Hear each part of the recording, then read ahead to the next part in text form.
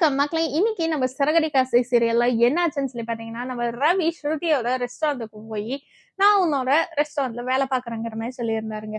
உடனே நம்ம ஸ்ருதி வந்துட்டு சொன்னாங்க, "நீ இந்த மாதிரிலாம் வந்து கேட்ட உடனே எனக்கு வேலையெல்லாம் குடுக்க முடியாது. நீ வந்து நீத்து கிட்ட போய் பேசு. நீத்தும் இந்த மாதிரி உன்ன லவ் பண்ணலன்னு சொல்லி ஒரு போஸ்ட் போடணும். அந்த போஸ்ட்டுக்கு அப்புறமா தான் நம்ம ஒண்ணு சேர முடியும். அப்பதான் நீ வந்து எங்க வேலையும் பார்க்க முடியுங்கிற மாரி பேசிட்டு இருக்காங்க." இத கேட்ட நம்ம மீனா, நம்ம நீ ஸ்ருதிய கூட்டிட்டு போய் தனியா நின்னு பேசுறாங்க.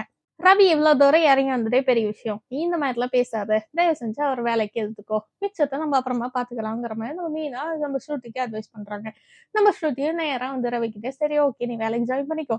ஆனா நம்மளோட விஷயம் வந்து ப்ரொஃபஷனலா மட்டும் தான் இருக்கும். நீ இந்த ஹோட்டல்ல ஒரு பார்ட்னரா இருப்ப. பட் நம்ம பார்ட்னர்ஷிப்ல பத்தி இதெல்லாம் பேசக்கூடாது. நீ உன் வீட்டுக்கு போ, நான் என் வீட்டுக்கு போறேங்கிற மாரி பேசுறாங்க. நம்ம 2 பேரும் எப்ப சேருவோம் அப்டின்னா, நம்ம நீத்து வந்து இந்த மாரி ஒரு போஸ்ட் போட்டா மட்டும் தான் நம்ம சேர முடியுங்கிற மாரி நம்ம ஸ்ருதி சொல்லிட்டாங்க. இன்னொரு பக்கம் பார்த்தா, ரோஹிணி வந்து மனோஜோட கடைக்கே போறாங்க.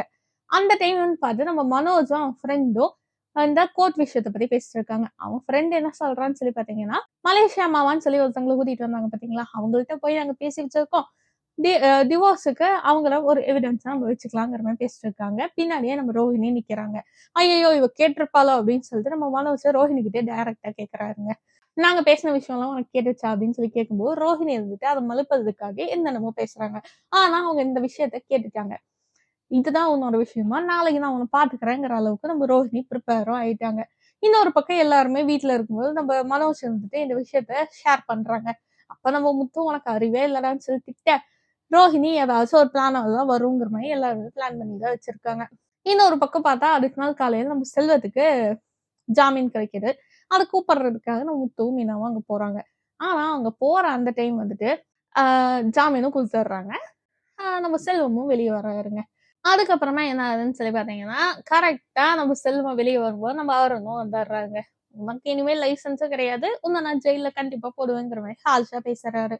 இத கேட்டவுனே நம்ம மீனா அவ தங்கச்சிக்கு கால் பண்ணி, "இந்த அருண் வந்து பயங்கர கோவமா இருக்காரு. இன்னைக்கு வீட்டுக்கு வரும்போது நீ தயவு செஞ்சு வீட்ல இருக்காத. நீ அம்மா வீட்டுக்கு போயிருங்கிற" மாரி பேசுறாங்க. ஆனா, அவ அத கேட்கவே இல்லைங்க. "நான் பார்த்துக்கிறேன்" அப்படிங்கிற மாரி சொல்லிட்டா. "சரி பார்த்துக்கோ. ஆனா ரொம்பலாம் அடி வாங்கிட்டு இருக்காதங்கிற" மாரி நம்ம மீனாவும் சொல்றாங்க. இந்த விஷயம் எதுவுமே நம்ம முத்துக்கு தெரியாது. முத்துக்கு தெரியவும் வேணாங்கிற மாரி சொல்லிட்டாங்க.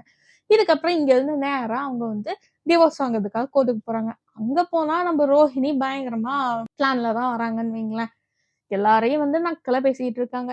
இதுக்கு மேல என்ன ஆக போகுதுங்கிறது நாளைக்கு வெயிட் பண்ணி பார்க்கலாம்.